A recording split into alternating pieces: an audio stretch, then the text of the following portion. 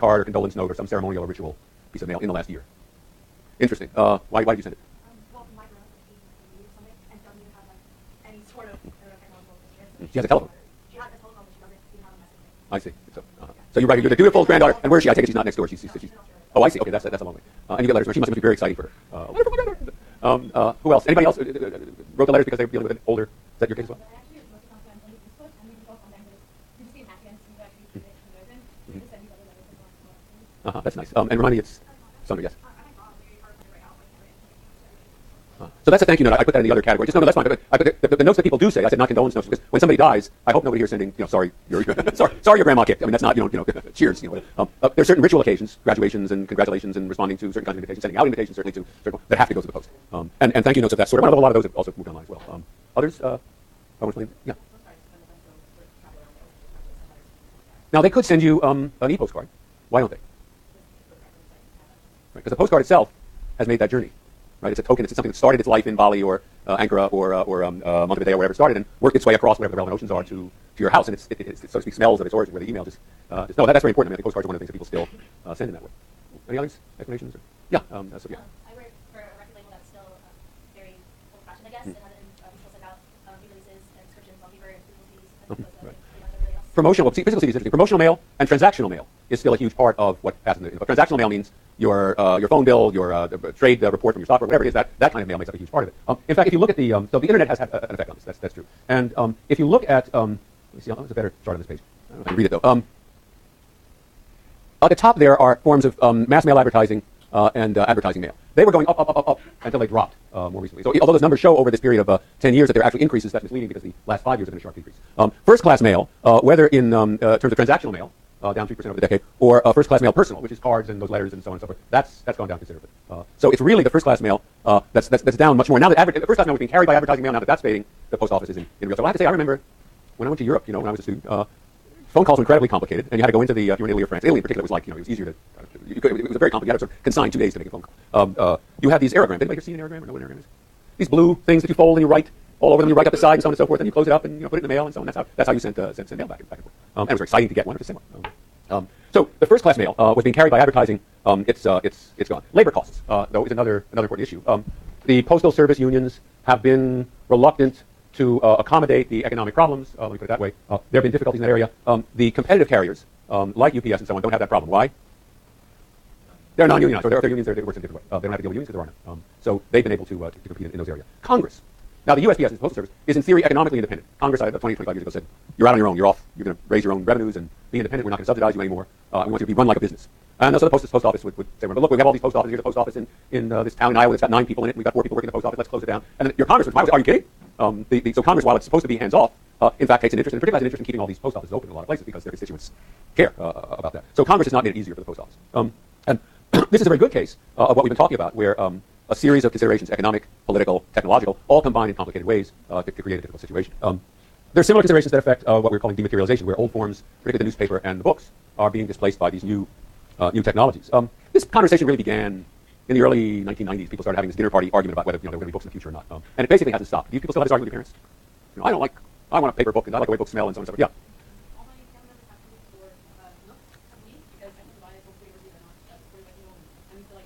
Mm-hmm. Oh, I see. So you flip the generations, in your family, It's usually it's the parents. And textbooks, I won't talk much about textbooks, but that's a really special and complicated issue. As you may have noticed, textbook prices have gone up fairly dramatically in recent decades. So you had this argument people were having, where both sides were dismissive and theatrical in explaining their views. E. Annie Proulx, the novelist, the shipping news, she writes, nobody's ever going to sit down and read a novel on a twitchy little screen, ever. That was 1994 or something. And on the other side, Ted Nelson, whom Paul mentioned, the inventor of hypertext. Paper's just an object that some information has been sprayed onto in the past. Who was the dead cow in... Mitchell. Read your slides. Physical books will be of interest mainly to those addicted to the look and feel of tree flakes encased in dead cow. Bill Mitchell was the dean at the School of Architecture at MIT, one of the visionaries, the evangelist for the New World. So you have this argument. I like to go to bed with this. It's basically, you should excuse my putting it this way, a big fight over what you want to be fiddling with in your lap when you go to bed at night. Right? That's, you want it to be a Kindle or a book.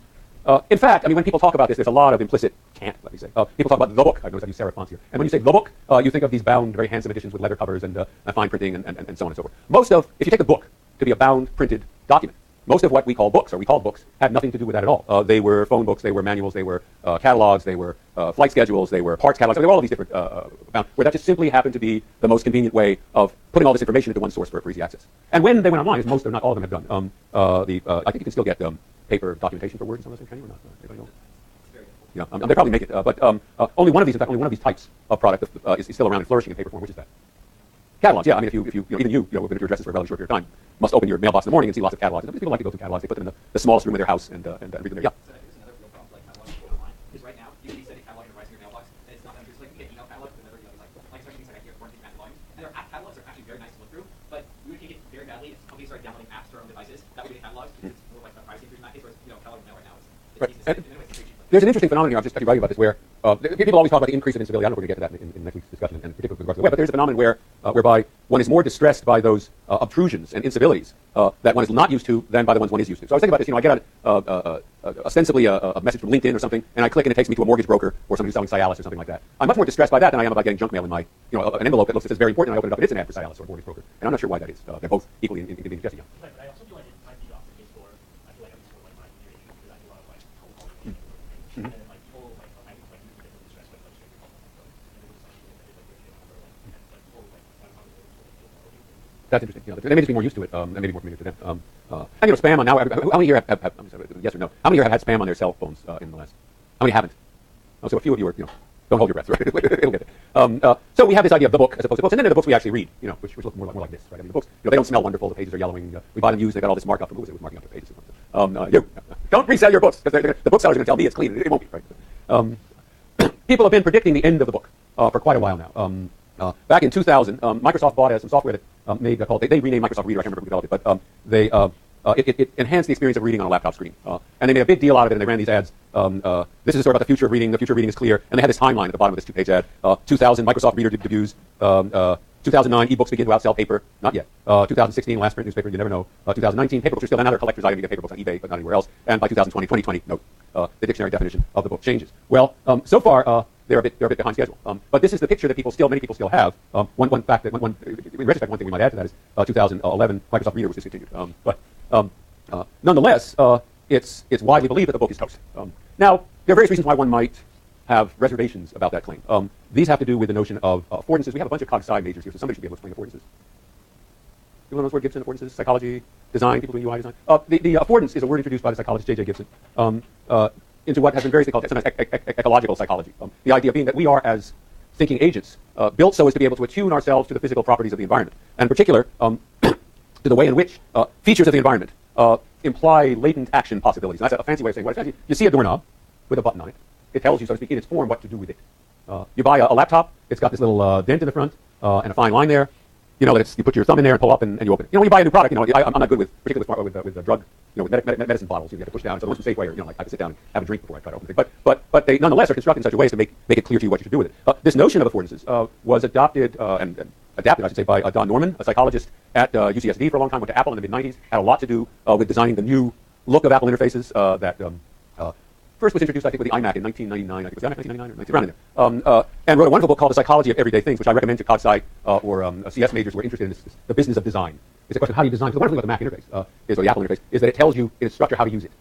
It's simple because it's been thought out a lot how people are going to see it. You see this or that or the other thing, and you know how to use it just from the way it looks. So objects have affordances. Objects commend to you certain functions, activities, and whatever. And the material features of documents in particular enable or suggest certain ways of interacting with documents. They suggest certain symbolic roles for documents, and they suggest certain social practices for documents and for their interpretation. So over and above talking about twitchy little screens, what affordances and what information is carried in the material form of a book that isn't carried or that's carried very differently in an electronic representation of a book, an e-book? There's the fact that this great limitation of the book is what? The limitation of the book is each artifact can inscribe only one text, where my Kindle or my iPad can have thousands of them. And moreover, the artifact, the bigger the text is, the bigger the artifact has to be. If the text has 200K, the book is this thick. If it has 400K, it's this thick. And that's, for informational purposes, for purposes of storage and search and so on, a deficiency of the technology. It also means, though, that when you're reading a book, to go through the book from left to right, we're in this culture, is in a certain sense to go across, go through the book to go through the story. Every page you turn that way of the book, as you move toward the end of the book, you're moving toward the end of the story. A wonderful line from the final chapter of Jane Austen's Northanger Abbey: "My readers will see in the telltale compression of the pages before them that we are all hastening together to perfect felicity." What's the idea? The idea is if you're just reading a book and you sense your thumb and forefinger getting closer. Let's say it's a murder mystery and you're like this. Say, well, that guy didn't do it. Everybody thinks he did it. But as your thumb and forefinger get closer together, you say, oh, this guy did it. The guy who you think did it in chapter, your thumb and forefinger almost touching, that's the guy who did it. Unless it's a really good mystery, in which case it's on the last page. Oh, no, he didn't do it. I did it in the case. One famous example. That's not something that has to be represented in the book. The book doesn't have a scroll bar. In the fact of reading it itself, it tells your body, so to speak, or your body tells you how to interpret what's going on. It's sort of like, it doesn't work quite the same way. You think of a murder mystery, Murder, She Wrote, I don't know what the new ones are, on television, right? You get to, the guy who you suspect in the third reel with 5 minutes to go in the hour is the one who did it. With a movie, you don't quite have that certainty because you're not sure exactly when it's going to end. So that functionality of telling you where you are in the story is particularly important when you're dealing with an extended narrative. It's not important if this book is a collection of articles about modern user interface research, or if it's a phone book. You don't really care when you get to the end. But it's one that's important, and that the designers of information artifacts, like the Apple designers who are brilliant at this, have tried to reproduce. So you have this page-turning phenomenon here. Nonetheless, in that case, you still don't have, you have to represent with a scroll bar where you are in the book. Moreover, if, as is a very good idea, you can adjust the size of the font, which is a functionality you certainly want, it means that the same book will require different numbers of page turns to get through, depending on whether the font is bigger or smaller. All advantages, except that now you have to be thinking, where am I in the story? Where with the physical book you don't. And that's part of the pleasure of reading a book. It has nothing to do with the smell of paper, the smell of paper, which I frankly find not particularly interesting. So this is one of the ways, for example, in which the physical form of the book influences the way we use it. When I ask you to pull up a passage, you say, that novel is a terrific passage in this novel about the Berkeley football team, the Cal football team. And I say, find it for me. You say, okay, well, it's about 2/3 of the way in on the upper left-hand part of the page. That's how you remember it. So while you're reading it, even though you have no consciousness of it, you're kind of registering where the text is on the page. Again, that's not going to help you if it's on an iPad, because you don't know what font size you had it at, and you don't know how far in it was, and so on. So there's a different experience of reading. Moreover, the book has this, we talked about the word epigraphy earlier. Epigraphy is writing on walls, but more generally the posting of inscriptions or writing in public places. The book has various epigraphic properties that, again, are difficult or complicated to reproduce in the digital world. If you have a large library, I'm sure that at this point none of you have libraries as large as that one. That's Humboldt, I think, the German philosopher in the 19th century. But you will soon have libraries that big and bigger, even though you're of the digital age, you're going to have a lot of physical books. And they're hard to get rid of, hard to throw away, except for the textbooks, they go with you. And it makes it easier to find if you can look, you know what color it was, what size it was. Very easy to find books on your shelf, physical books on your shelf. Easier by and large than finding them if they're lost. If you can do a search, that's fine, but sometimes you haven't recorded under the right name and you're looking around. I spend a lot of time hunting for documents that I wrote, I can't remember what I called it. So, moreover, if you go to a bookstore, the books are arranged in various ways. There are the different shelves, fiction, literature, which are always different for some reason, current affairs, politics, travel, so on. In the front of the store, there's a bookstore with a pile of the new books, the books that everybody's reading, so that you have a social experience implicit in the presence of those books in the front of the store. And for browsing, bookstores are great. How many people here still go to bookstores and browse? Yeah, well, people try to reproduce this in the new technology. There are the bookshelves of the Mac, whatever that app is called, the Mac Reader, the iPhone Reader. There are the various pages at Amazon that try to give you something like the experience of browsing in a bookstore. It doesn't work very well. It's harder to find books serendipitously on Amazon than it is in a bookstore. The further they are from you, the things you're looking for. You go in looking for a book on user interface, you find this book about the early Roman Empire. So that's much harder to do on Amazon than it is in a bookstore. Do we even have to make the choice, is one question.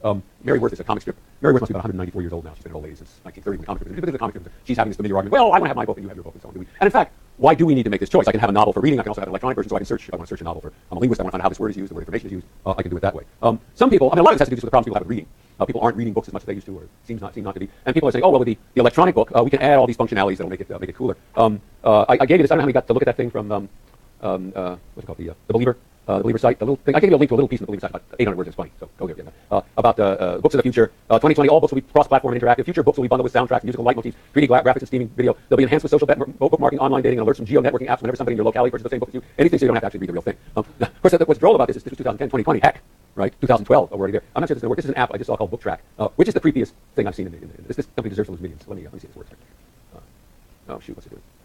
Can you see anything there? No, because it's not. Let's see. Try this again. Forgot I was going to do this. All right, let's see here. Well, I'm going to hit on it. Let's see. It's going to give me a thing, right? Okay, here we go. I don't think you're going to be able to see this. Let's move over here. Nathan likes to read. Sometimes life gets in the way of a good read. Enter BookTrack. By blending inspired sound design with great stories, BookTrack creates a totally high-def, immersive reading experience. Ambient audio, sound effects, and music are carefully synchronized, celebrating the imagery of the author's text and drawing you deeper into the story. BookTrack's breakthrough technology can sense your reading speed and automatically adjust the pacing of the audio tracks to match. Oh, sorry. If you lose your place, all you have to do is double tap on any word and the audio will resync to the section you select.